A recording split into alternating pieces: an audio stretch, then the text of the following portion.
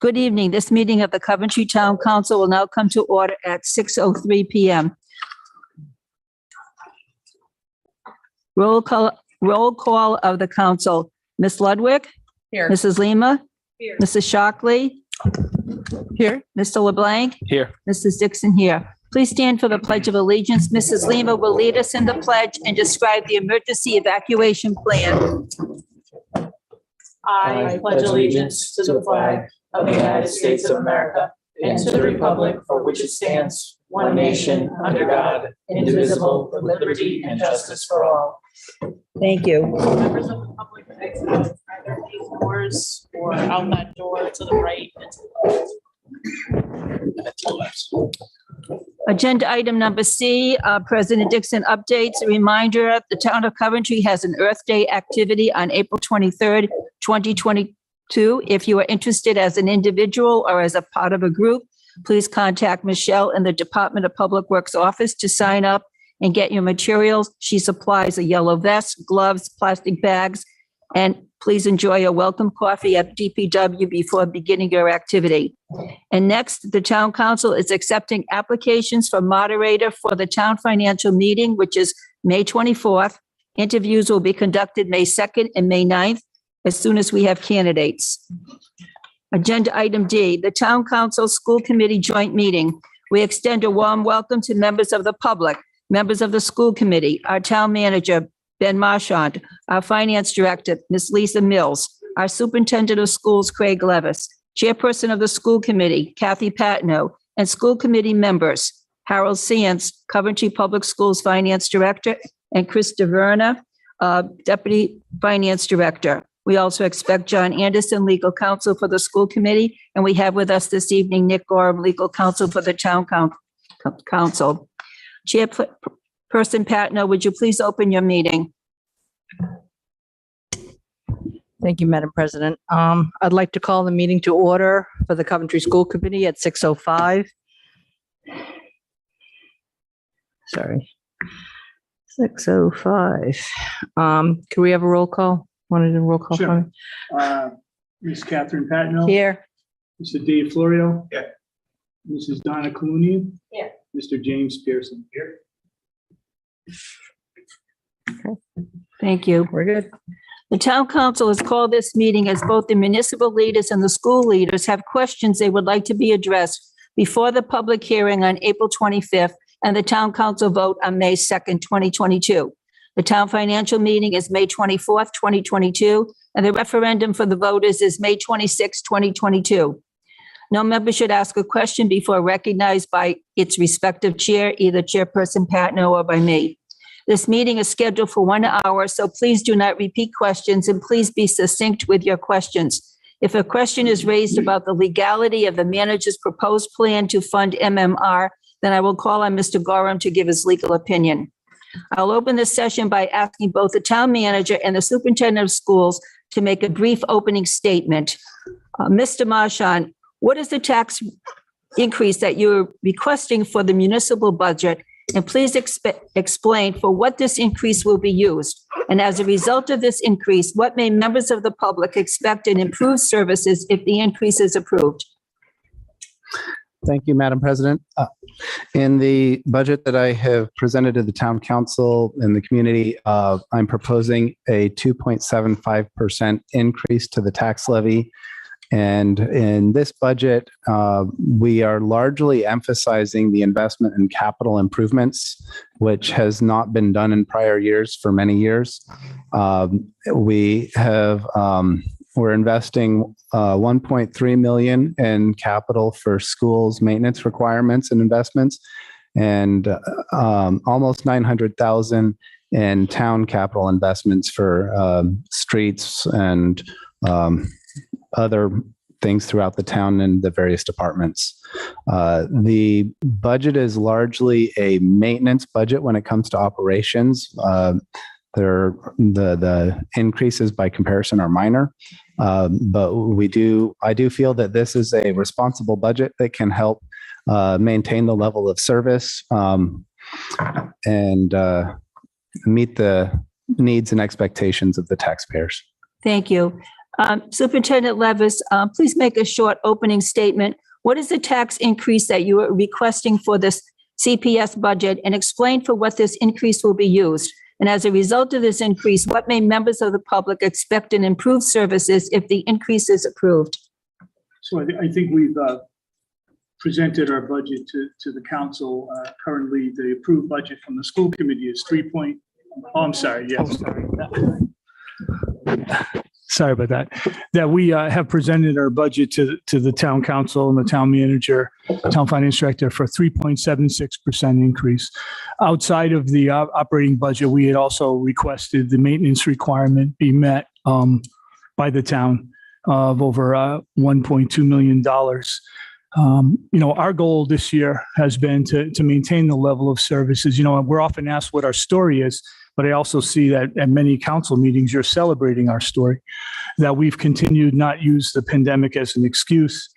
We've demonstrated that with using our appropriate use of our ESSER funds and our American Recovery Plan funds, we've been able to continue to move forward, whether it's technological purchases such as Chromebooks that we were going to need to replace for almost $1 million, curriculum materials for over $1.2 million that we've already demonstrated has closed the learning gap for elementary students. We saw that over this last year by implementing new curriculum materials, and we expect the same in our middle and high school level. And there was a statement made by the town manager about, maintaining our adequate level of services. I applaud the fact that we're going to put capital in a budget. I think it's we all agree. I don't think there's any argument here. It's long overdue, but I feel to do that on the school side at the deficit of our operating budget is, going to be extremely detrimental to the school department. We expect, we've seen in the past where we've had to come back and say what cuts will be made and the negative impact that has on our community. We've all talked, especially during the school building project, how this community needs a win. And unfortunately, feel the budget that's being presented, we have questions, the committee has questions, which we look forward to asking, but in terms of how you expect with 8.5% and maybe an offer percentage of inflation, how we expect to continue to move forward and how the town manager can say that's an adequate budget to maintain level of services. Okay, thank you for those opening statements. I'll now open it up to members of the town council to ask questions about the CPS budget. Members of the town council. Mrs. Shockley, questions? I appreciate the PowerPoint that you sent the other day, and I just have some questions. I'm not sure if you have that with you. Sure. Just as far as support personnel, I don't know, do nurses fall under teachers or are they in the support personnel area? So nurses that work kind of one-on-one would fall under support personnel. They're part of the SRP pension. Our school nurse teachers are would be under our teachers. Okay. So custodians, they fall under support personnel as well. I'm just trying to factor in all the different. Yes. All right.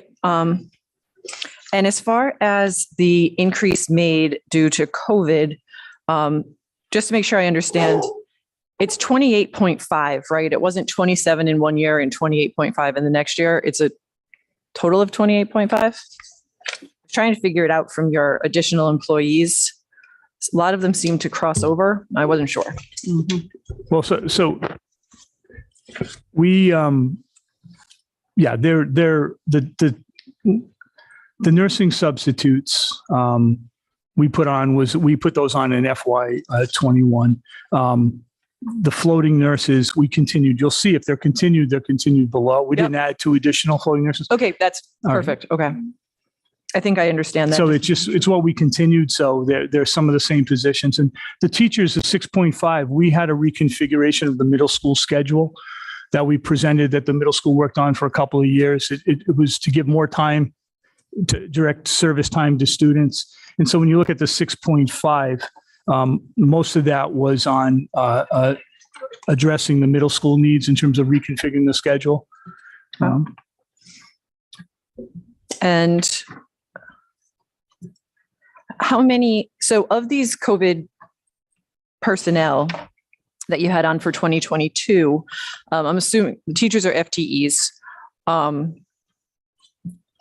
as far as these other employees, it seems some fell off in 2021. Are any going to fall off in 2022? I think the area that we'll see falling off will probably be in our nurses area. We put on building substitutes. What we found is that by adding building substitutes, who we had like one building sub per building, and we realized with the shortages and with COVID, we added 2 building subs to both the high school, middle school. We added 1 additional building sub. 2 additional building subs to Washington Oak so we could cover our preschool classes. And then we added an additional building sub to our other 4 elementaries, just in terms of coverage, because we But knew that's just in lieu of having to call a sub. No, right? that was so those people work permanently under the contract. So those Right. are positions that we're not even sure we can fill those positions for next year. So they may fall off for next year. And they'll just be taken over by regular substitutes. Right. It mean, would they're just just be a covering regular classes, sub, right? Because what we found is we had competition around sub rates and different things like that. Mhm. Like West Warwick, we were one of the highest. West Warwick's now paying $225 a day. I think we're paying $145 a day. So we have many people that are leaving Coventry and then going to West Warwick, and I can't blame them, but so I don't know if I answered your question, Ms. Shockley. I think so. Just with those substitutes, I was just trying to make clear for myself that it's not really an additional expense. It's just taking a one at a time substitute and replacing it with someone who will be there. Right, but we had approval from the school committee for those positions because they were going to be long-term for the year positions. And the contract identifies how we pay building subs and what they get for benefits. So it was approved by the school committee, these Okay. positions. Just going to the restricted fund page. So this is one-time money that we get through either grants or the federal government, it looks like. These are And they're federal, for specific. right. These are programs. all federal, they're called entitlement that depending on our population, we get certain amounts. IDAB is for special ed, and it's supplemental. So it isn't what the district, it should be above and beyond what the district provides. IDA preschool is the same thing. It's supplemental for our preschool programs. Title I is based on socioeconomic need.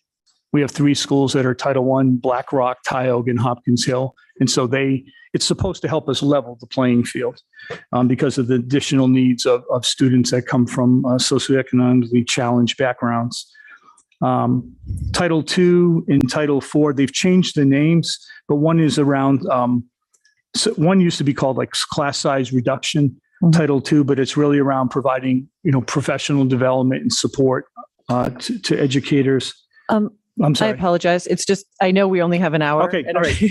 So these are grant funds. These are federal grants that we received. They're all federal grants. Perfect. So the grants come in, they pay for specific programs that you Correct. have to do based on the type of school you are. And some are personnel, and those personnel are not part of our general operations that the town votes on.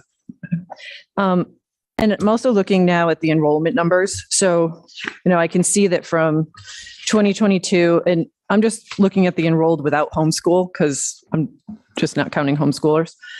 It looks like we've gone down 682 students in about 9 years.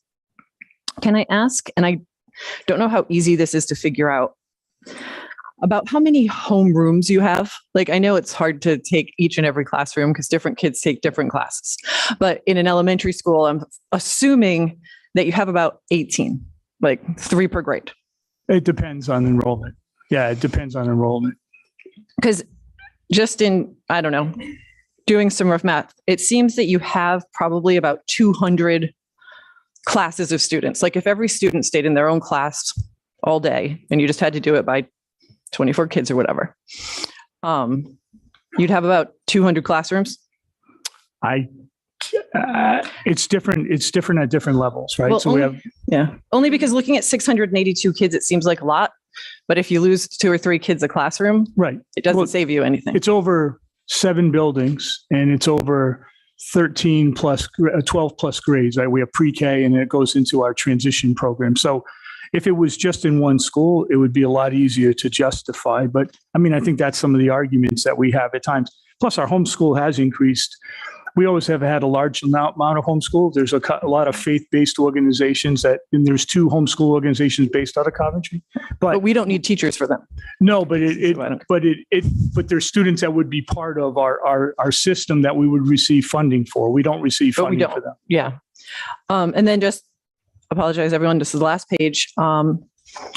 It seems that from your ESSER and ARPA funds, you haven't accounted for 2.4 million yet. Correct. Okay.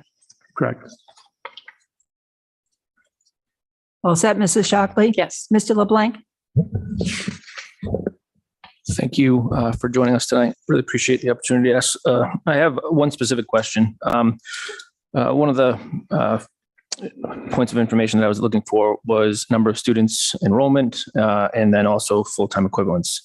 I know Ms. Shockley mentioned the 652 students over 9 years, the decrease.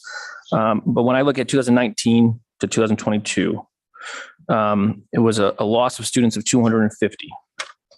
Now, taking a very conservative approach, that'd be 250 students at $15,000 per student, right? It's about, I think we get about 16,000 per student, but let's just use 15. That's $3.75 million of lost revenue just from 2019 to 2022. Then when I look at FTEs from 19 to 22, we've actually increased 35. So student enrollment went down 5%, but FTEs went up 5.6%. My question is pretty simple. I just don't understand how this is, or let me ask differently. How is this sustainable when we're losing millions of dollars because of enrollment, but we're adding millions of dollars in payroll? I just want to know how it's sustainable. Yeah, I mean, I guess I would need to break down again to look at where those students are, right? So we could lose a couple hundred students, but depending on how they are, I mean, and if you follow us, we reduce classrooms based on enrollment. At the elementary, it's capped at a certain number through grade 2, a certain number through grade 5. We have caps at the middle school and high school. And we also need places for students to go. So we go into a very comprehensive process looking at enrollment. And, you know, I can tell you that some of those positions, like you've seen that, you know, we've put on, and they're identified there in 21 and 22 were due to COVID, right? So we've reduced those. So if you look at the positions, it goes from 2018 where we had 641.9 to 2022, we have 632.6. So in terms of our permanent FTEs, it's actually gone down. I guess I was looking at the slideshow that you had emailed us. Yeah, It and said, if you look at non-COVID related FTEs. no, I but think- I'm just talking about in total FTEs. But I think we it have was to break- 660, But we have, correct? right, but a lot of those are COVID like positions that we put on. I agree, but Right. aren't we still paying those COVID? We are, but let me give you an example. So we look at some of these positions, like we said, we put on the subs. We have people that are permanent individuals in our schools, but also we may have a long-term individual that we brought on, right? We brought on additional nurses. We've brought on other supports because of COVID.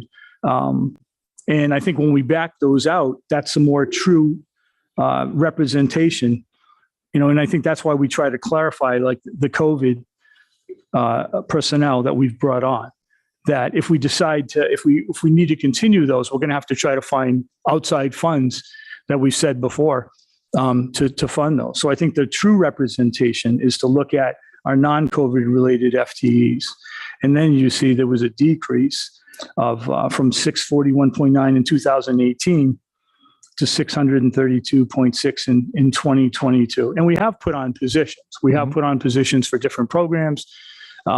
We've increased some of our CTE programs because of the demand, but we've also reduced. Every year I end up reducing social studies at the high school or a language because students aren't requesting. So there have been reductions. And the sustainability piece, you know, we always talk, and I hear the talk about, you know, the taxpayers, and rightfully so. But Dr. Dixon said, what do you get for the money? I think that since I've been here, it's been a challenge to get a budget that addresses the needs of the schools. Every year, except the first year I was here, and that wasn't a budget that I was part of. It's when we started all day K. And we needed that because the town would have lost $400,000 in revenue if we didn't. And that was a budget that was pretty quick. We've put together over the weekend some slides. We're not going to show them tonight because I want to share them with the school committee, but it just looks at inflation. We shared a slide with you that talked about the percentage the school department has received. Forget anything, just moving forward with inflation, we haven't kept up with inflation. And so I understand the question about sustainability, but I agree. How's it sustainable when we're not even keeping up with inflation? And yet, and I wasn't trying to be facetious before, people ask us our story. You guys have celebrated. You see the different pieces, the successes we've had, and that's just a small piece of it. And I want to compliment the council for celebrating that because it's meant a lot. The other day I talked to Christine Hoskins, and you had for the unified come, and you can't tell you how important that is. So I appreciate that. That's great. But there's a positive narrative. If you come to our culture, Hillary was there, Dr. Dixon was there when we had that unified. You can't fake that. So despite the challenge, I look at as a superintendent, as a school committee, knowing that we don't even keep up with inflation. And while you're saying, I feel bad for the individuals in my constituency that are struggling, we're struggling, right? Like you looked at that chart that was kind of dismissed. We never really talked about it. When we showed the percentage of increase that the schools have received year to year, and if we continue with the 0.43, it's going to be less than 1% over the last 14 years. So tell me how that's sustainable. We sit with the school committee. We go over, I heard Ms. Lima made a great point at your meeting that night about checking line items that you haven't touched for a few years, right? Like if we did that, we went through everything, and our budget's much more comprehensive than the town, let's face it. We sat and went through every single line item. And we saw if we had a budget that had an amount in it, it hadn't been touched for a couple of years, we moved it, right? We made sure we went back to the directors, went back to the school, but we did that. We moved that. So, I think we've done the same things that you're looking for on our side, but honestly, my accountability obviously is to the taxpayers, but it's also to the school committee. And I think sometimes when I hear language at the council meetings, it's as if the school committee's role isn't that important. I'm not saying that's what you're saying, but that's how I interpret it. I've never gotten a free pass. I said that to Dr. Dixon when you were on the school committee side.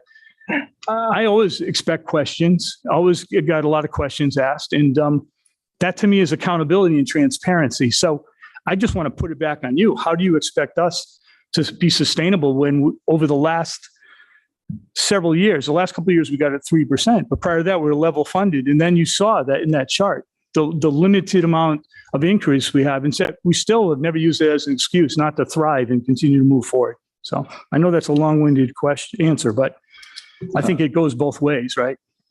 I guess to follow up, if you could share the data on where the students are dropping off, from which school, which classrooms, which grades, that would be helpful. Knowing that we're losing millions of dollars of revenue, I just don't know how FTEs can continue to go up. And I understand the theory of COVID versus non-COVID, but we're still paying them. So I look at the total number of FTEs. But I know we only have an hour. So no, but ESSER funds too. We've also, if you look at the sheet, which I know you did, you saw that we used over $2 million of ESSER funds. And it was asked, do we still have $2 million? Because part of our responsibility is to maintain the level of services. That was our budget's purpose, right? To continue to maintain, not to regress. Coming out of a pandemic, people need us to make sure that we provide the supports and services. And we've always focused on mental health as well as academic progress. And we've kept that focus on each child. So, we can't dismiss that we've used over $2 million of ESSER funds to help fund those positions. So, and we know that. I think I stated that's why we have $2 million left, because we know that we may need to utilize that. At the end of the day, those positions either go or we have an incredible structural deficit that we've created. So, I guess just to follow up on that, we already have a structural deficit because the minimum maintenance requirement isn't in your budget. So technically speaking, if we were to add that requirement, which the state requires, you guys would be in a substantial deficit, correct? Well, we haven't been funded, Mr. LeBlanc. In fact, I don't want to get on my soapbox about the building committee, but we spent 2 years on that. And that was part of our plan. And I remember Mr. Murray stood before the council at a presentation, which have been numerous presentations. And at one point, he basically said that, this money wouldn't be part of our budget, right? We would be asking for this outside of the operating budget. And we did that. In fairness, we haven't received, $200,000 in the last, 13 years we received in capital. And I checked with my colleagues. Most of my colleagues have something in their capital that's put aside every year by the towns. And just Coventry hasn't done that. And it's going to be hard to do that in one swoop, right? On the backs of the schools when, the town manager says he thinks it's an adequate budget. I don't want to speak for the school committee. They're here tonight, and that's why we wanted this joint meeting. So. All set, Mr. LeBlanc? Mrs. Lima?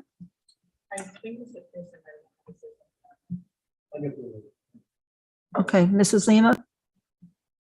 Thank you. I just wanted to level set exactly what because we were talking about how we're not there yet in terms of meeting the budget ask. So what is the exact amount that we are apart? And if, say, the council did meet that entire amount, what would the tax increase percentage then be? I don't know if Mr. Marchand or Ms. Mills can answer that. We need to know his. So when we last left off on March 21st, at the end of Mr. Levis's presentation, he had indicated that they were still working on some numbers and that they expected it to come down further. And so far, I haven't received any follow-up or updated numbers to reflect what their actual need is at this time. Lisa and I have looked at the numbers, and we've had some savings in our budget because our ARC payments are a little less than we had projected. And so at this time, we were able to increase the appropriation to the school from the 0.43% up to a full percent. And that's where we're at right now. But with the original request combined with the town's proposal, it would far exceed the 4% levy cap in order to get there. So there wasn't enough resources to meet the ask. Okay, so even if we wanted to give them the full ask, we legally can't. Right. Okay. Well, I think technically speaking, we could give them the full increase if we decreased our ask. Well, yeah, I'll get there. So I just wanted to level set with that. A lot of my questions have already been asked, but Mr. Levis, I was wondering if you could just talk about the rationale on the enrollment chart of putting the x-axis backwards instead of chronologically. It looks like it's going up. It does. Yeah. It certainly does. Yeah. You should just put it up to that. Yeah. There was no choice. Yeah. It's not going up, right? It's going down. So Okay. that was just not. Okay. Yeah, it's definitely not. And then my question is just, I've been doing my due diligence, going through the budget, looking for places that are bloated to try and bring down. But I would love to hear from the school side if you guys saw places in our budget that you think we should cut to put towards school instead, or would love to hear ideas from you guys. And I can wait until it gets to your turn, but that would be something I'd love to collaborate on and hear more about some of your ideas of where we should cut from our budget to give to the school. But I'll let you guys speak to that. The other thing, Mr. Levis, you had mentioned a lot last year in our meeting in September about wanting the opportunity to speak publicly about your capital projects and what the maintenance requirement funds would be spent on. So I didn't know if you wanted to take that time now to maybe go over some of those. I believe we shared that in our. No, I know you shared it, but last year you shared it too. But one of the things you had said in the September 27th meeting was that you didn't get a chance to talk about that publicly. So No, Yeah, I think what I said was, and again, I don't want to go against your rules here, so I don't want to go back and. Oh, okay. No, I'm just saying that I don't go back and forth with Dr. Dixon. That's what you wanted people to recognize. Well, I wanted to let every single member here and here Yep. be Yeah. able to ask questions. I guess what I remember saying, Mrs. Lima, was that in last year's budget presentation, our capital list wasn't even discussed. And I think that was the point, that when the budget was done last year, it wasn't discussed. 500,000 was given to the town, and then the town, was put on the town's capital, but then that was removed. And that was my point, that, maintenance requirement is this important thing. And where, a statement was made Monday night. And again, I don't know who made it, but I remember hearing that the schools, and I'm paraphrasing, but kind of refused to put capital in their, use the operating budget to meet the maintenance requirement. I don't think we refuse. We just don't have the ability to do it. We do what we can. We've used ESSER funds. So I guess my question is, if it was that important, why weren't we even considered last year when maintenance was still an issue, right? Maintenance requirement was an issue. So that was then. This is now. Do you want this opportunity to talk with us about your capital? Because I feel like that's what we're here for, to talk about making this budget work. So I don't know if you. Yeah, I don't have, our capital is what we presented. The school committee approved the capital list. It's about 1.4 million. We prioritized with our new facilities director. And we talked about things that we need. And there's some HVAC issues. There's tying into sewer. DM came out and said that we need to not only fix tile, which we did, but we need to tie into the sewer at the high school. We talked about a roof at the middle school. I know there was questions about why do we need to put a roof on if we're going to have a new building in a few years, but there's no plan for new building. And we have, when it rains heavily, the parts of the middle school leak. So those were some significant components of our capital list. But I think the bigger conversation is going to have to be, where do we go moving forward in terms of a long-term capital plan? And that needs to be a dialogue with the school. Well, and I the town. think the frustration came from our side was that you had made a public promise to fund maintenance this year. Well, we did I this think- year. This year we did, not in FY23. We did this year.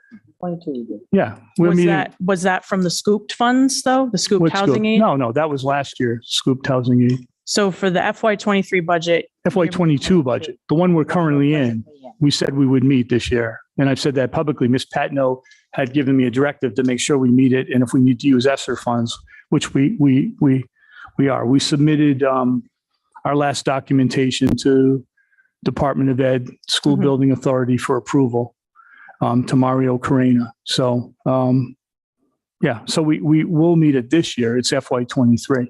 okay. The other one, I was wondering if you could help shed some light. The slide that has the additional employees due to COVID, are these all funded by ESSER funds? And if so, I'm trying to think ahead to next year, because I think the end of FY23 is when ESSER funds run out. So I see a lot of FTEs, and I'm thinking that the funding source is running out. So that I don't know if there's going to be, you guys are going to plan to keep all these when the ESSER funds run out?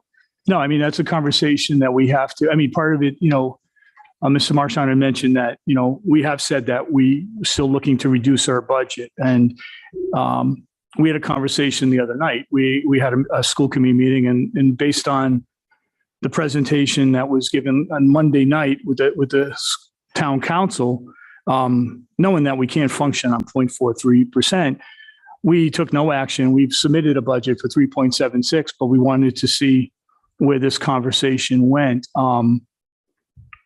In terms of where the town council, because I know that was just a recommendation by the town manager, and I heard that he said he can come up with 1%, but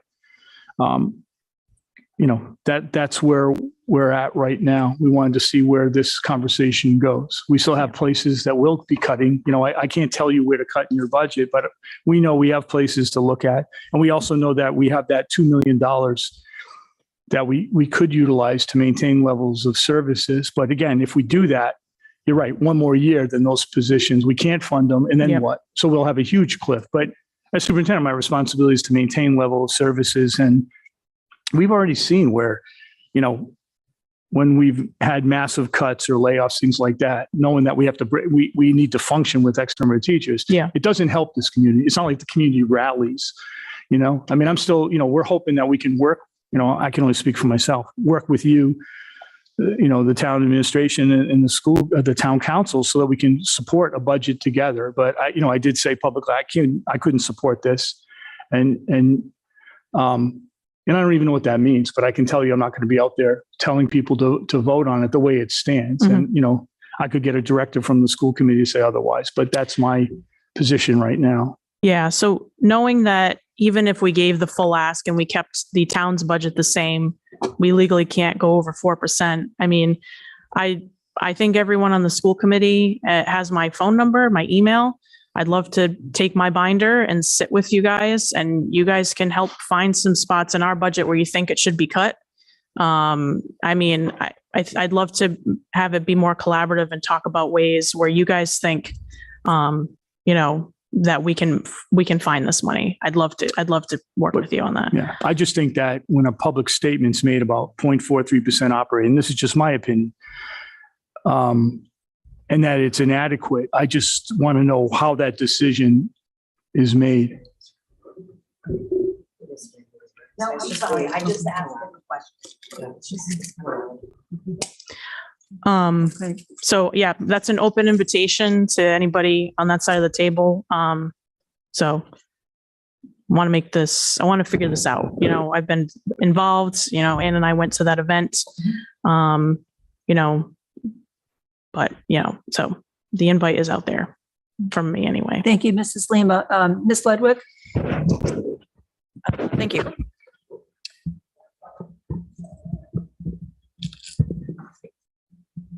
So just along the lines of similarly to what Councilor Lima was asking, I didn't quite understand the 376. Is that a percentage increase from last year's budget, or is that okay? Yeah. That's okay. That's not a percentage request at the town level. A total 3. Okay. No, yeah. I'm sorry. That was 3.76% of last year. Okay. Appropriation. Okay. Thank you for confirming that.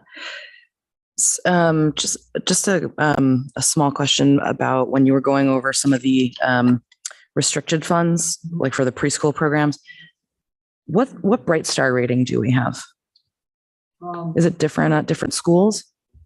5. It's 5. So do you know what people look for when they come into a community? 5. The Bright Star rating of 5. That's what I looked for. And that's why I went over to Katy Street when I sent my kids to the preschool over there. So fantastic results. I think we should do what we can to try and help in these areas. I've really been thinking long and hard about the teacher or FTE, I should say, item. And I think Councillor Shockley has an excellent point that it's the onesie twosies all over. It's not just in one school. And so my personal opinion is that we as a community cannot manage 5 elementary schools. And that is not only showing in our inability to fund and maintain them, but also the onesie twosies that get dropped and they go either to private or wherever they had homeschool or whatever, has a massive impact on the overall system. And then you can't just fire one teacher, you can't just fire this custodian or whatever to make up for it. It's across the entire board. I am supportive of the FTEs on here for the COVID-related teachers, custodians, nurses. I've seen it in my own house. I've talked to residents in my own community. Building back from COVID, in my opinion, takes time and unfortunately money also to fund that.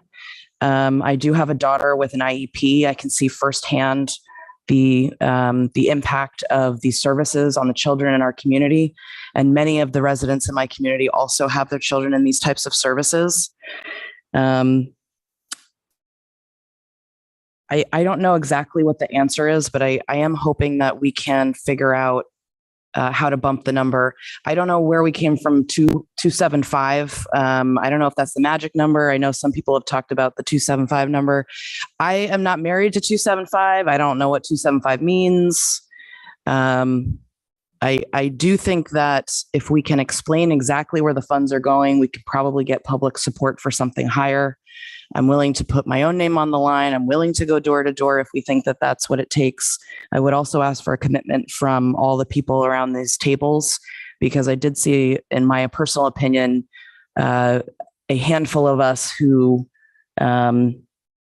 spent time and effort on getting that budget passed last year. So I'd ask for everyone's help this year. So I would like to figure out, is there something that we can do a little higher than the 275? Because I don't know why we're at that. I think it's probably just from feedback of maybe some counselors saying, we can probably get something under 3 passed.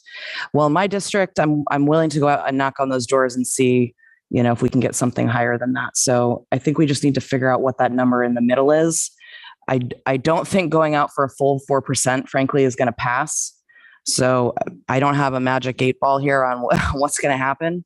But I think 4 is probably too high for this community to approve. But the 275 feels too low to me. So I need a little more information on exactly what we could do to somehow meet in the middle. And I don't know where that is, admittedly. Thank you.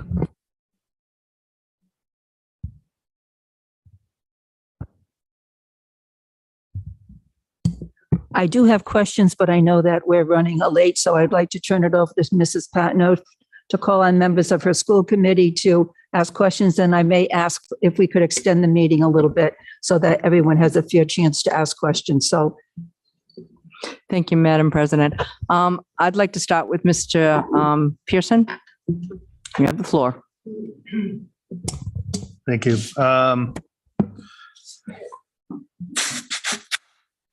One comment and then questions.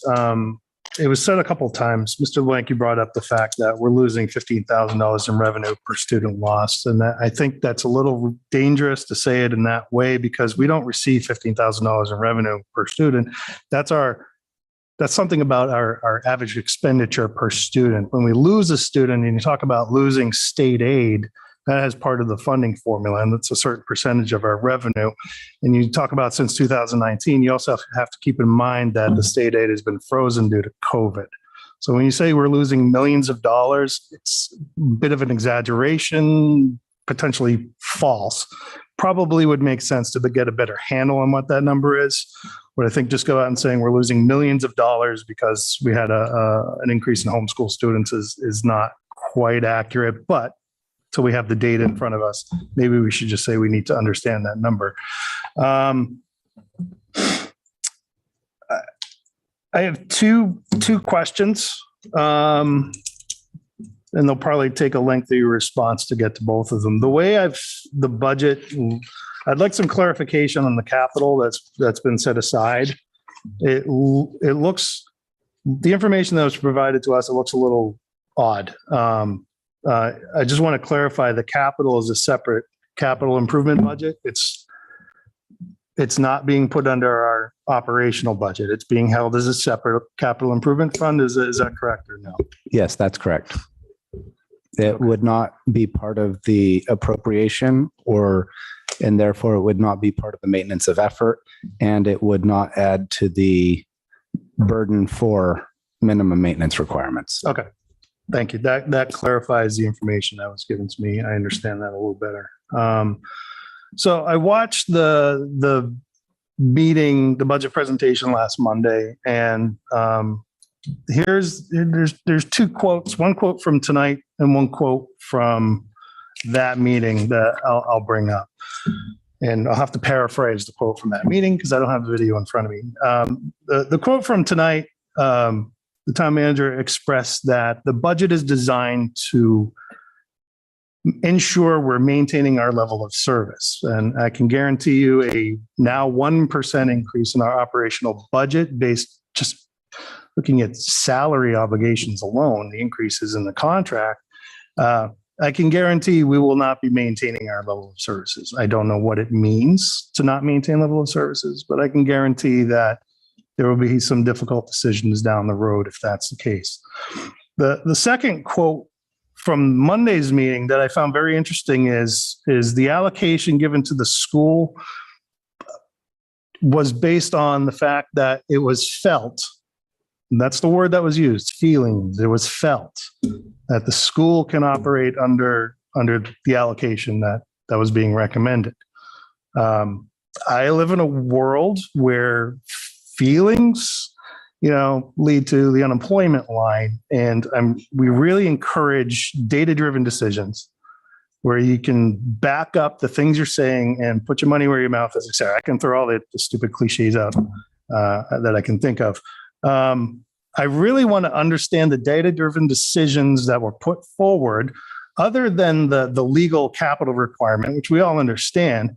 How is it, where in our budget, you ask, where can we cut from the town budget to give money to the school? Interesting question. You've already cut money from the school. Where are you seeing that we can get by with the money we have specifically? That way we can actually answer those questions with the data. And from what I can tell so far, we haven't been asked specifically saying, you're overspending here, prove me wrong. Or we think you only need this much money for this area, these budget line items, verify or prove otherwise. Instead, we feel the school can operate with this level of funding. I'd like to understand that point a little further, if anyone's willing to expand or not. Where are the cuts coming from? Obviously, they've been identified. Thank you.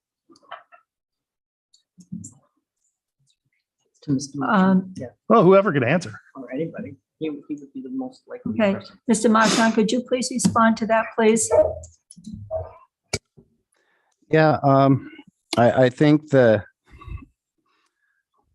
weight and value put on data is really important, and we should be making data-driven decisions.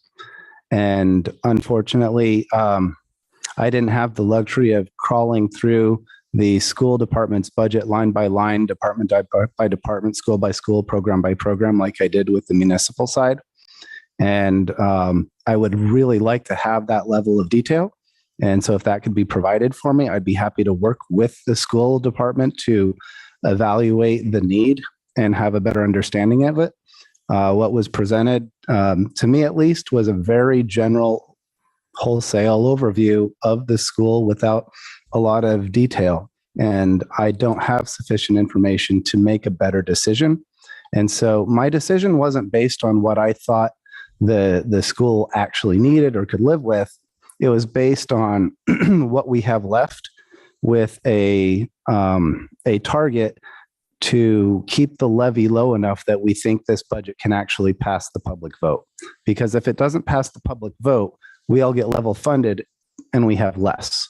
And so the goal is to come up with a plan that we can all support and justify to the taxpayers why it's worth their tax dollar to make this investment and approve the budget. And so I welcome additional data. Thank you. Yeah, the data is important. What we have left, I have no words to respond to that. And I am seldom at a loss for words, as they can attest to.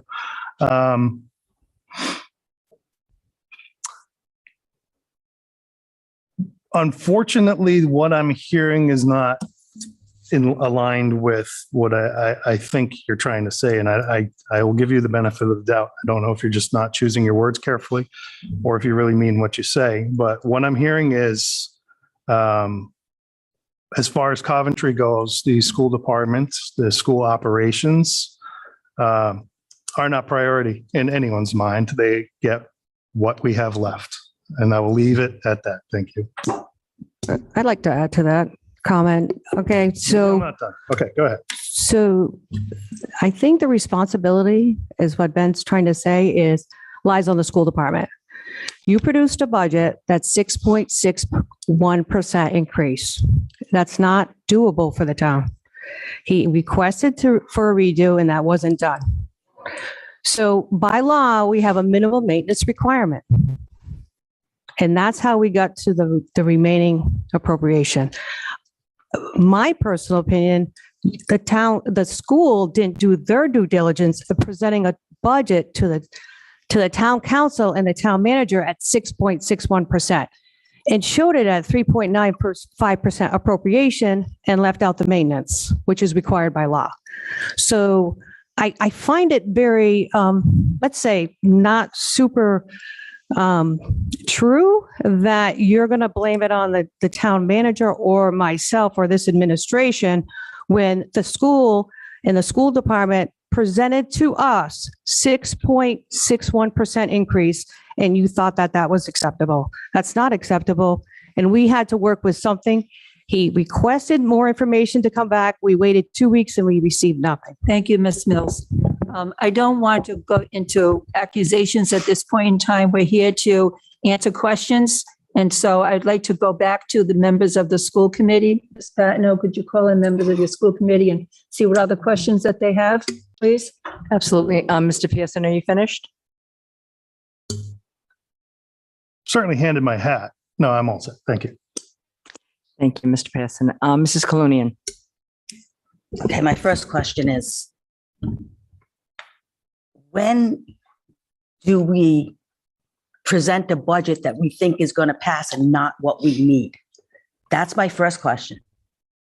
Because me, as not a school committee member, as a resident of Coventry, and I know if I need a certain amount of money, I'm going to get another job to take do my own finances. So how can you say, well, we're only going to do this because that's what's going to pass? You know, that's not doing us any good. As a constituent, as a taxpayer, I'm not happy with that answer.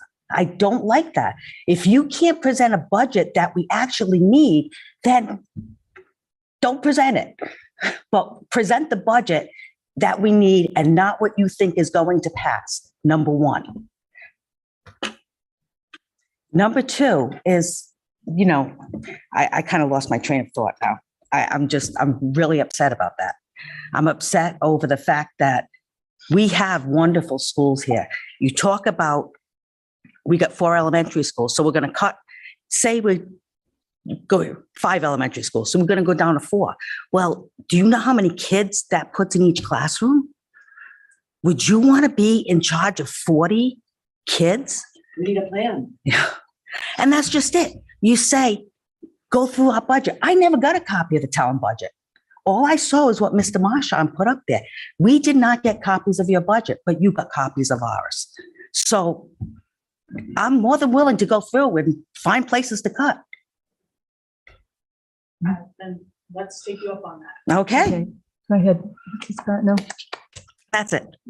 Thank you, Mrs. Colonian. Mr. Florio. Well, I go a little deeper. As a clinician, as a retired clinician, as a retired chief probation officer, and as a substitute teacher in another school district who works with autistic kids and severely autistic kids and special needs kids, what I can say is that there are a lot of children that have mental health disorders because of what occurred during COVID. That wasn't money wasted. That money's not wasted. That money's bringing children back from the abyss.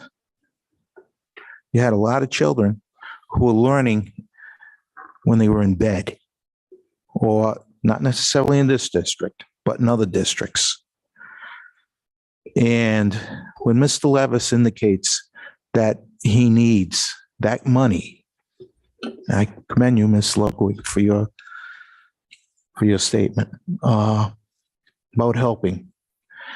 We need that. We need money to help our children because they're not back yet. And it's going to take some time to get them back. It's going to take a lot of work. It's going to take a lot of mental health therapists. It's going to take a lot of human resources and human involvement to help these children, to help our children, because that's a small district that I work in compared to this one. We have one of the largest school districts in the state. And I believe we need funding that Mr. Levis, Mr. Sands, and our CPA is saying that we need. So I have enough to worry about with the school budget,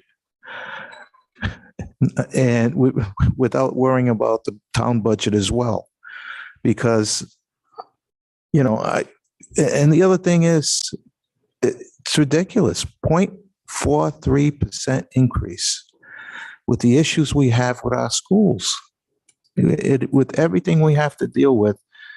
$214,000. Is that what it amounts to? That's, Madam President, you were on the school committee with me. We were in these battles before. Well, we're going to ask questions about the present budget. That's what we're talking about now. Okay. So let's use our time. So I'll make this brief and succinct. I think we need to work on a budget together and arrive at something that we can all live with. I know the taxpayers of this town. I know they care about kids as well. We see it when in the ceremonies we have to celebrate their accomplishments. And it comes down to, what are we going to cut? We're going to have to cut something. And with everybody who comes before us and in the success we've had and you could see it at the unified event. You could see it with the cheerleaders. You can see it with the football team. You can see it with the baseball team. So you can see with the ROTC. All these groups are trying, and they're all succeeding because of what we do. And it's going to be tough. I mean, look at Mr. Levis. He's looking down because he's so disheartened by this. We have to do something, but we have to do justice for everyone. And that's what I'm all done, Madam Chair. Thank you, Mr. Florio.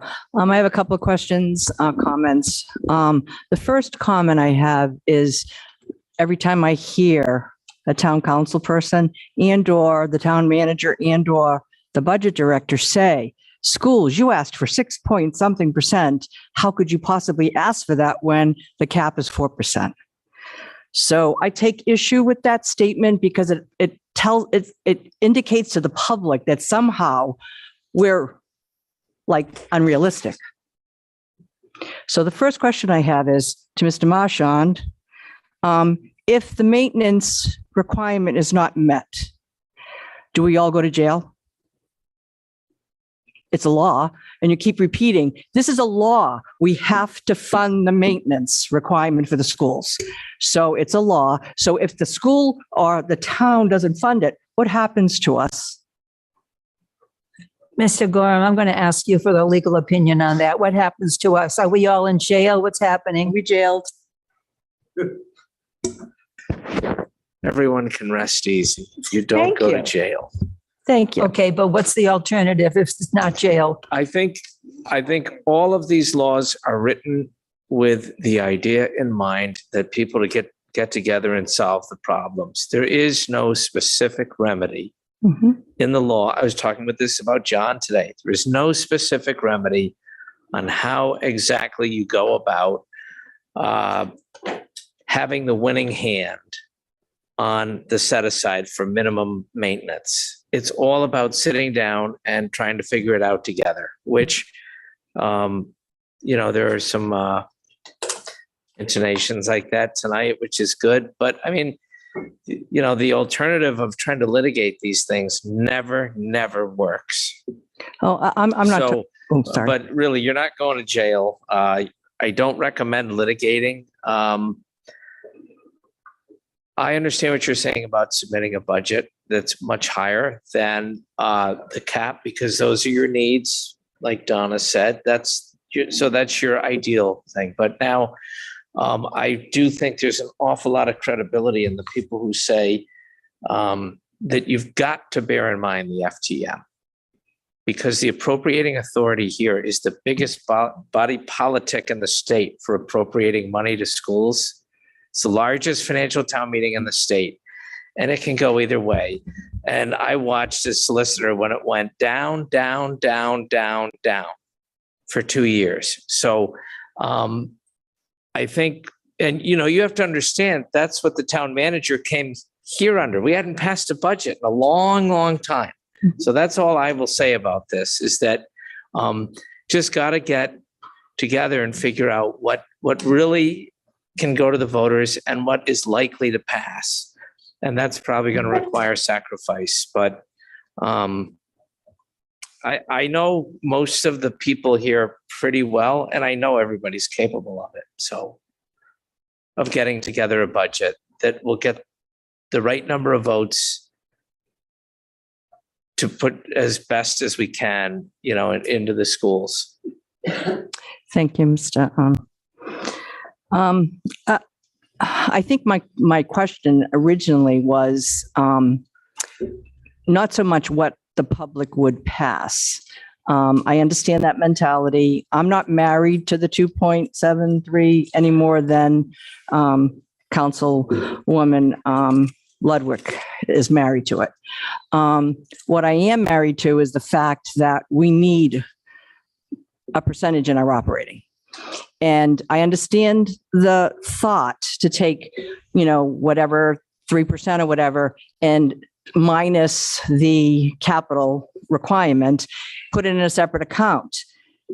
The fact that that has never been done in the past, quite honestly, by this town, is because there was not any vision or strategic planning when the school department has, from the very beginning, when this law went into effect, has stated on more than one occasion, every single budget season, guess what, folks, we're not going to make it.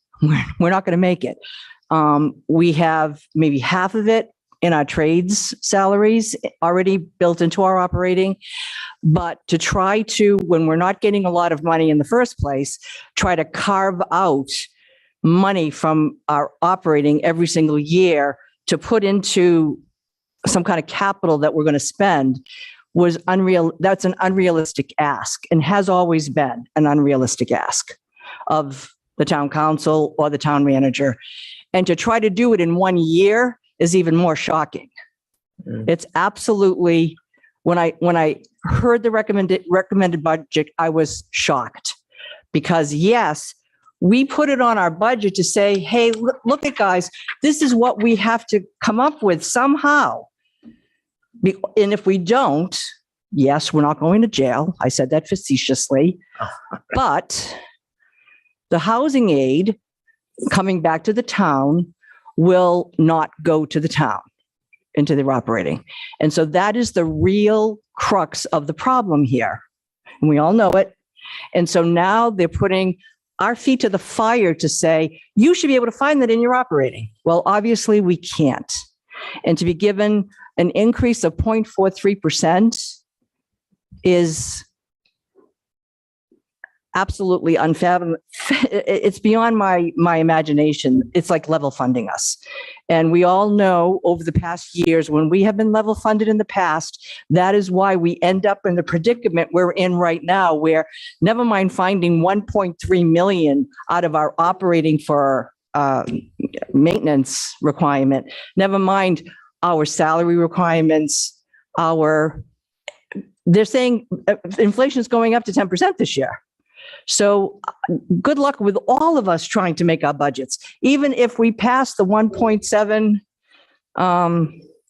rate hike, we're all going to be stressed. So my feeling on the matter is I'm definitely not married to the 1.73%. And my second thought is, to try to solve this capital maintenance problem in 1 year and put 1.3 million of the 3% that we were kind of asking for and saying, basically, yeah, that's going to be restricted. And you have to spend that on capital only. Great idea. Love the idea that we would have to spend that on capital because heaven knows we have the projects. And the Jacobs report certainly has indicated the need in this town. So there's no question that the money is needed.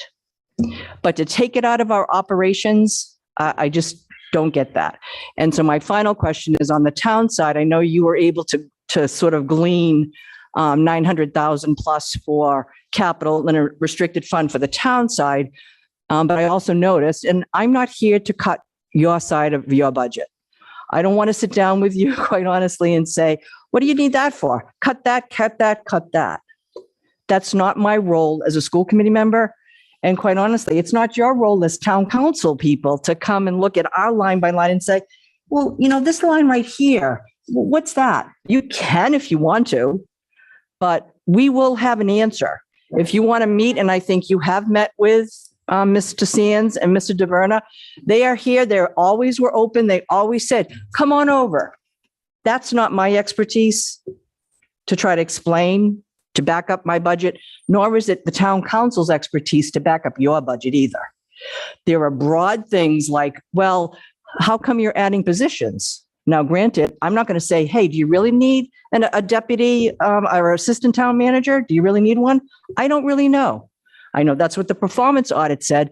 But even when we heard the results of the performance audit, basically, Mr. Pennington said, we don't expect you to be able to fund all these positions in 1 year.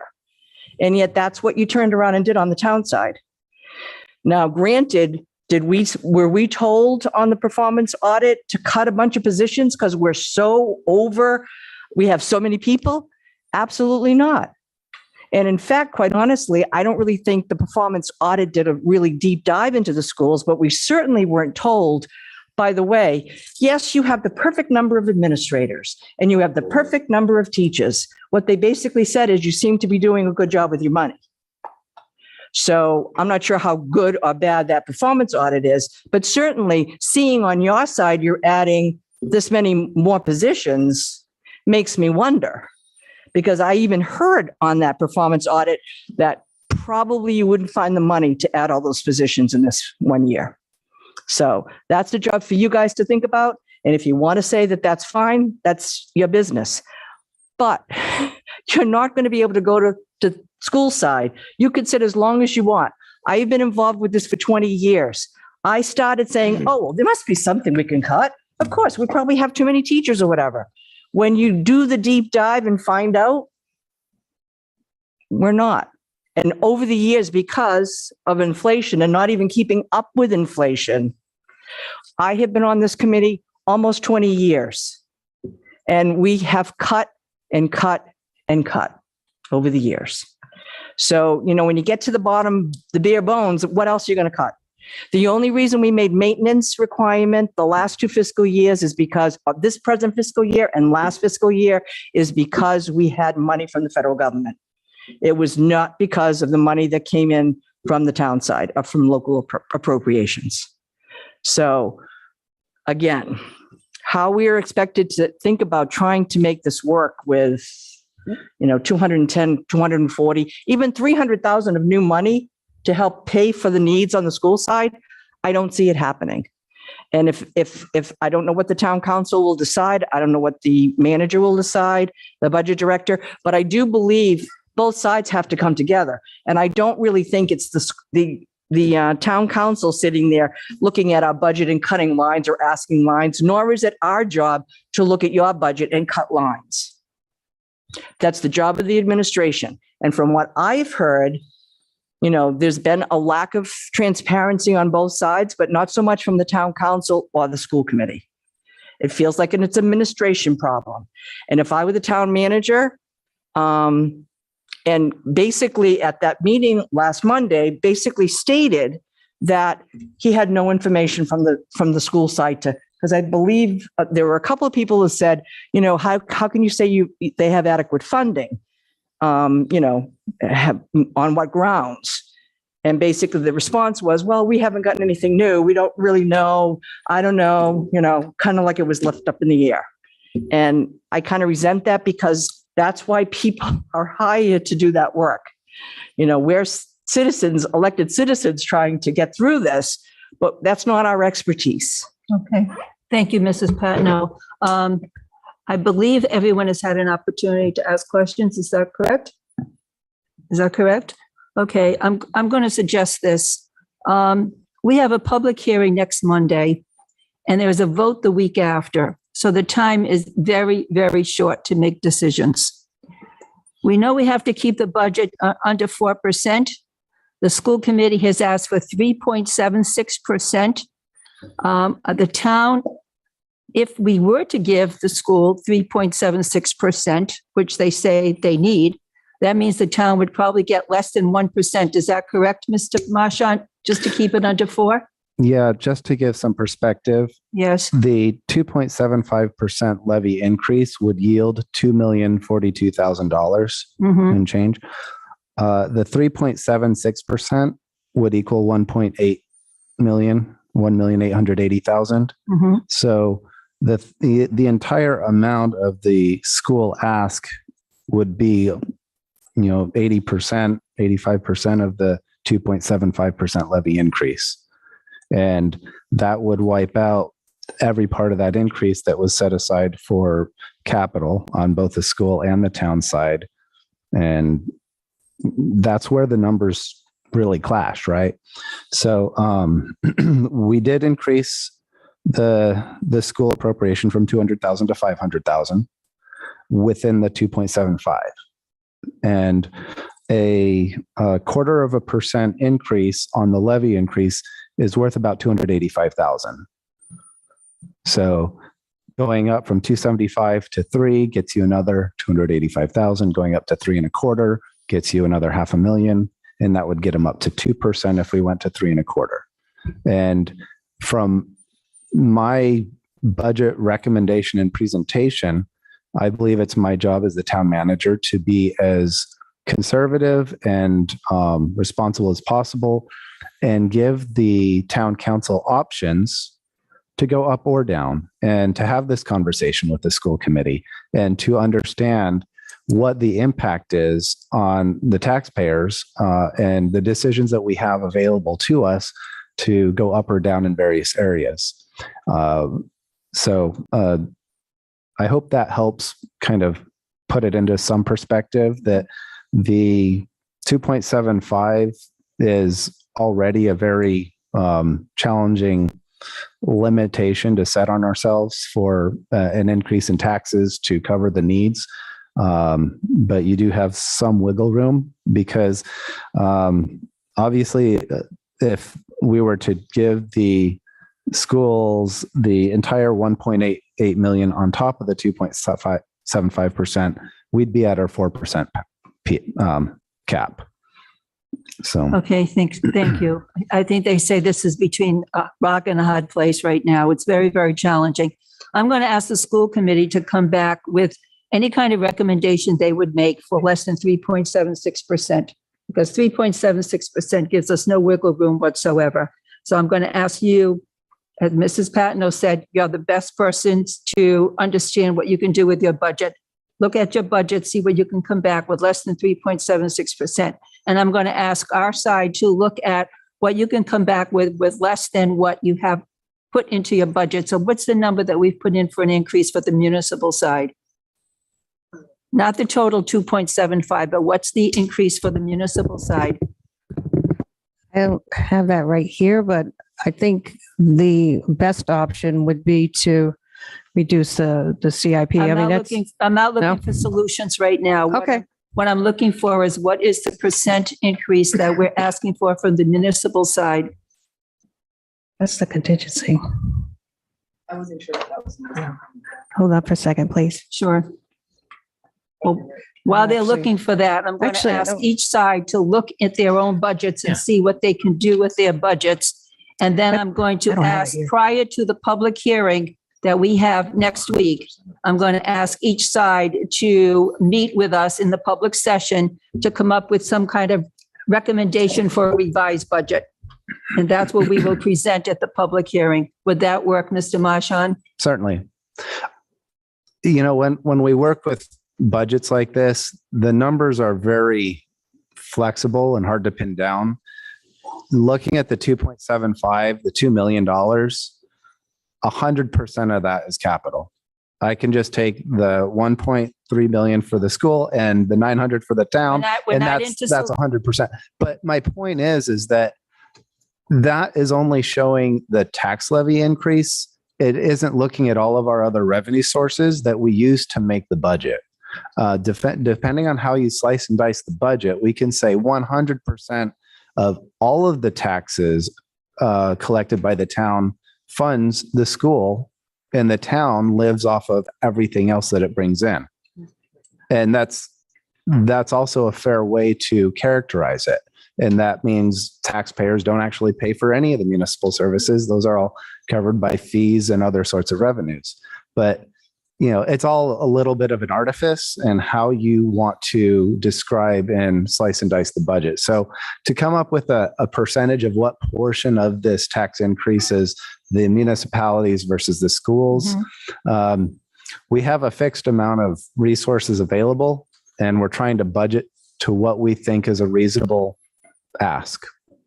Okay, thank you. So what I'm suggesting, because we need to move forward, we have to try to work towards some kind of resolution. So I'm asking the school side to come up with some type of recommendation that drops it from 3.76 to something. I'm not saying what percentage. I'm saying something that seems reasonable to you. And I'm asking the municipal side to do likewise. Yes? From our side, would it be possible to reach a consensus of a target max levy rate that you would feel comfortable advocating to the voters to pass the budget? I think what we're trying to say, that we're trying to pass a budget that responds to the needs on both sides. But then when we look at that number, then we're going to have to make a decision. Is that something that we think the voters will tolerate? And right now, I think it's a little bit difficult to answer that question. So I would prefer to see each side come up with some type of recommendation. And I would like that recommendation to be sent over to our finance director by Friday so that she can work the numbers out. And that when we have the public hearing next Monday, before the public hearing begins, we'll be able to see what the new budget projection may be. Does that make sense at all? Yeah, I just, back on your question, though, we're able to say we were looking for 3.76%. Right. And I find it hard that we can't get a percentage of what the town was looking to get in the budget, because I Ms. Dan, can I ask a question to Mr. Levis? I keep hearing the 3.76. I have no idea where that is, because the budgets that you guys have presented to me was 3.95% increase in appropriation. It's from this spreadsheet. It says. But if you 3.76. Okay, because It was after the 21st. Yeah, you had an additional one, yeah, we shared it. 376? Right, we Okay. shared it. March Okay. 24th. Okay, thank you very much. Okay, so do we have an agreement that we're going to make an effort to come to some type of resolution? And that the recommendations from the school side, the recommendations from the municipal side will be presented to Mr. Marchand and Ms. Mills by Friday, so they can work the numbers. And then when we have a public hearing, which is next Monday, before that public hearing, we will review where we stand with this budget. And that way we'll be able to present to the public what we think might be the document we're going to go forward with. Questions on that? Could I request that it be sent to us by Friday morning, because we're going to need to compile it and put it into the I document. think I said Friday, but Friday morning, that's fine. Thank you.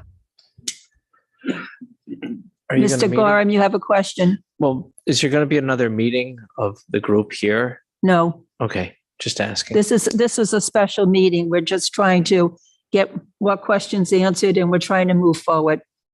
Yeah, we're not into resolutions right now. Question? Just a quick question about the public hearing. So are we going to discuss this publicly before we open up for public comment? Like what the recommendations might be, or are we going to go? I don't think we can do this in executive session. Do you, Mr. Gorham? No. No, make No. the budget, no. No, I don't. Yeah, I just meant, I understand what you know what I'm saying, right? You mean you want to talk? And then open up the Yes, public yeah, hearing. yeah, Yes, right. that's what I'm checking to That's how make I sure that's what understood we're going to do. Exactly. Yes, Okay. exactly. Yeah. All Exactly. right. Okay. Thank you. Okay. All right. And one of the comments I was going to make, which I didn't make, is that I'm really concerned about where we go next year. I mean, this year we have a very difficult decision, and I don't see the situation improving next year either. And I have a feeling we're going to be back here 1 year from now debating again what the budget number will be and how much is needed for it, et cetera. So there are some structural changes that have to take place, and that's for another discussion that's probably going to start in June, where we're going to start to talk about what happens next year and what we need to do about making some corrective action plans and working on them for a full year. Any final thoughts that anyone wants to ask? I have one more question, if I could. Certainly. Yeah, I just, I didn't want to ask this question, but I think it really should be on everybody's mind, because you brought up the fact, what do we do next year? What do we do the year after or whatever? So I'm just kind of curious, the capital fund that we are putting aside for school maintenance and capital municipal side maintenance, how will we seed that money? I know you say it's part of your increase. But is there have you thought about how you would keep that going and still be able to give a little bit more for operating in the future, for example? Not really into the future. I'm starting from the premise that there's no time like the present to start. And this is going to set the tone for the future. And the better job we do this year, the easier it'll be next year. That's my thought. I just wanted to bring, It'll be in the base if you do it this year. That's the idea. except that okay. I'm a little confused about that, but thank you. Thank you. Mrs. Shockley. Just a quick question, going back to Ms. Patnode's question from earlier. Noted, we're not going to prison. What do we get for state aid reimbursement if we spend this additional $1.3 million? So technically we get like about 531,000 out of that. The other housing aid we get is from the bonds, and that's obviously the municipality pays the bonds. So that's another 554. But So just in relation to the capital maintenance. about 530 to 40,000. Okay. Yes. So you spend 1.3, you get back 540. Yes, and it's in our budget as such as well. So if we change those numbers, our budget will have to change. Thank you. I'm ready to move on to public comment. Are there any members of the public here this evening who would like to ask a question? Please raise your hand, be recognized, and come to the podium. Is there any member? Mrs. Murray? Would you get to a microphone, please? State your name and address, please. Coventry. Yeah, it's just a comment as we're talking about presenting to the public. Let's see how many people. And getting information. I mean, I don't know how you get the information out to the public. I agree with Mrs. Clooney and the constant, every year we say, what will the people accept? The most profound thing that I've heard was a couple of weeks ago when you said, I'm tired of saying, what do we think we can get them to vote for? What we need is to put it out there and then let them decide what they're willing to go without. You see so many posts about they need to work within the money they have. That school department, they need to work with what they've got. They need to adjust their budgets, just like we do. That's true. They may go out to dinner less. Maybe they don't have an extra car. What are they willing to give up? Their garbage, their street sweeping, their snow removal, their sports, their clubs, their classes, ROTC.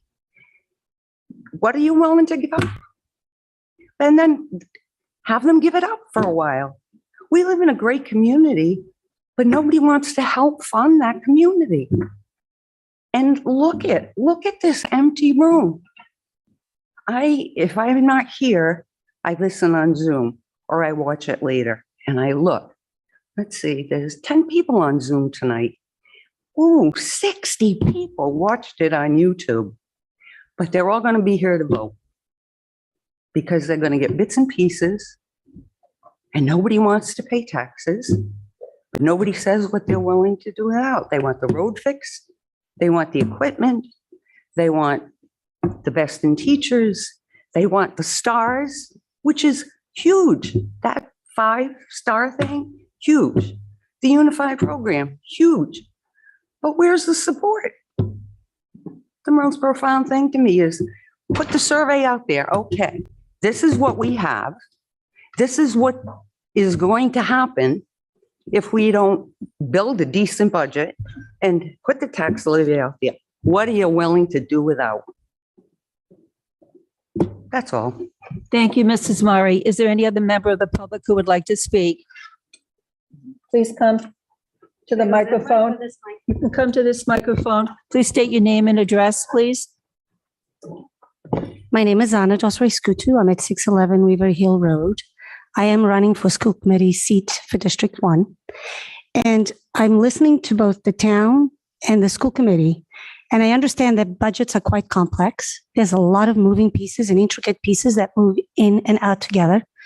But we have to look as constituents, as residents of this town, we have to see where and how we can invest in our schools as parents, for our grandchildren, our kids, and even for our own community. Because without that, how can we function on a skeleton budget? Everything is going up. What are we going to do? Let our house fall down because we can't afford to fix the roof? How do we strategize and how do we say, okay, so I can't fix everything today. Could I possibly put it in where let's work on the budget to, let's fix the well at Western Coventry. Let's fix the roof here. Let's take the mold situation, which in the end, the health and safety of our children is the most important thing. Because if we don't have the safety and we don't have the buy-in from the parents, they're just going to go somewhere else or look for homeschooling. And honestly, maybe there's a lot of parents out there that can homeschool, but not everybody can. What about those that are striving so hard to make ends meet? So can we work together as a town, as the residents of this town, to come to an agreement of a certain percentage increase above what maybe they're even asking that keeps us within the legal lines to be able to commit to all the projects that we want to do, to all the fixing that we want to do? I mean, I've been attending most of these meetings for the last month and a half, and it seems that we're always talking about the same thing. Last year was the same thing. How do we fix it forward? Like Dr. Dixon said. How do we go for next year? Can we think about different ways, strategize differently, and come up with a different, concise, workable plan and budget that we can meet? Because the baby boomers, they're all pretty much going to retire. Then what? Well, they're not part of the workforce. No, I don't. My kids are all grown. I'm done paying for the education. No, you're not. Be proud of your town.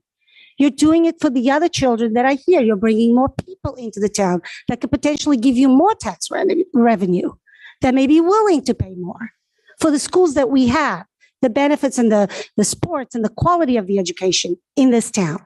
That's what I look for. So if we can only reach that and become to a consensus to work together and bring a synergy to get the budget done, we've got a win-win.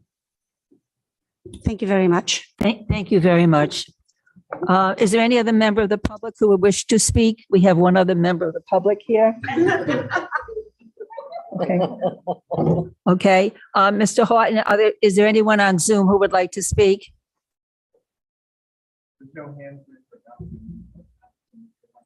Certainly, if there's any member on Zoom who would like to ask a question, please raise your hand in the chat and we'll call on you. How many do we have on Zoom? 10? Anyone else coming in? No? Okay, thank you. All right, adjournment. Mrs. Patno, please adjourn your meeting.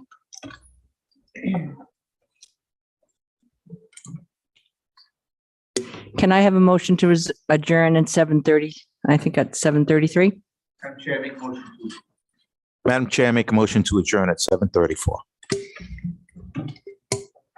I second. All in favor, say yay. Yay. Aye. Aye, whatever. Sorry, yay. Aye. Chair votes aye. Motion carries 4-0. May I have a motion from a member of a council to adjourn at 7:34? So moved. Thank you. May I have a second? I'll second it. Thank you. Roll call vote. Ms. Ludwig? Yes. Mrs. Lima? Yes. Mrs. Shockley? Yes. Mr. LeBlanc? Yes. Mrs. Dixon, yes. 5 yeas, no nays. The motion passes to adjourn. The meeting is adjourned at 7:34. Thank you, everyone. Thank you. Madam Chair.